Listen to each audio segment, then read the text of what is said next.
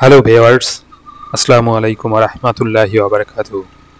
আশা করি আল্লাহর রহমতে সকলেই ভালো আছেন। আমিও আপনাদের দোয়ায় বেশ ভালো আছি। আজকে আপনাদের সাথে ইলিয়াস ভাই ও পিনাকি দাদাকে নিয়ে কিছু কথা বলি। দেশে যদি জরিপ করা যায় তবে সেলিব্রিটিদের তালিকায় এনারা এক অথবা ২ নম্বরে থাকবে। তারা নিজেরা একজন এক একটা প্রতিষ্ঠান বা ব্র্যান্ডে পরিণত হয়েছেন। এই দুজনের নাম কারো কারো কাছে আতঙ্ক, আবার কারো কারো কাছে উত্তেজনার মুহূর্ত।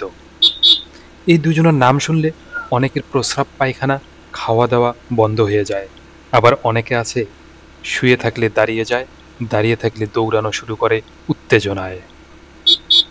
পিনাকি দাদা এমন একটা ব্যক্তিত্ব হয়ে উঠেছেন যার এক হুঙ্কারে স্বরাষ্ট্র উপদেষ্টা রাতের ঘুম হারাম করে রাস্তায় রাস্তায় ঘোরা শুরু করে দিয়েছেন।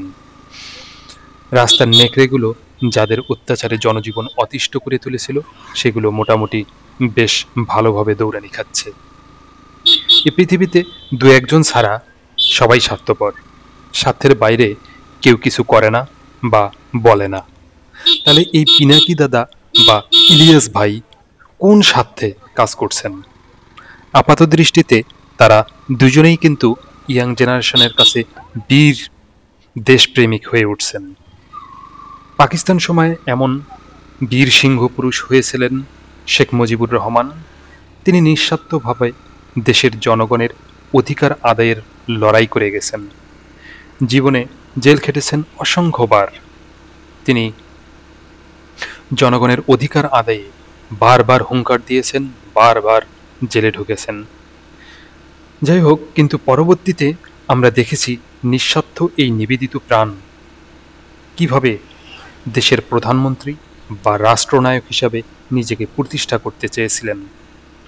এমন আরও আছেন, যেমন জিয়াউর রহমান, আমাদের এরশাদ চাচা ইত্যাদি আরও কারো নাম নাটানি। হ্যাঁ, অতীতের অনেক নেতার ডাকে জনগণ যেমন আন্দোলনে সাড়া দিয়েছিলেন, আপনাদের ডাকেও কিন্তু বর্তমানে হাজার হাজার জনগণ আন্দোলনে সাড়া দিচ্ছেন।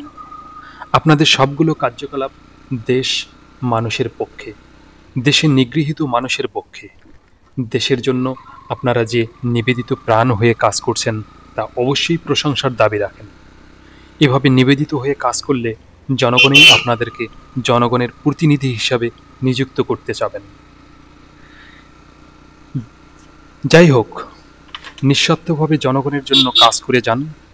আর যদি কোনো বিশেষ স্বার্থ থাকে তাও ভোলা ভালা এই আবেগী বাঙালিদের নিকট ধীরে ধীরে স্পষ্ট করুন।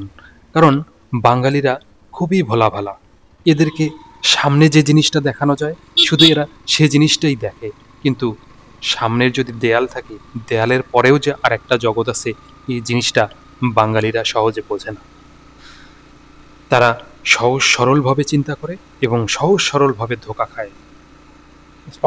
ধোঁকা যাতে না খায় বাঙালিরা, সেজন্য আপনাদের কাছে থাকবে করজোড় অনুরোধ।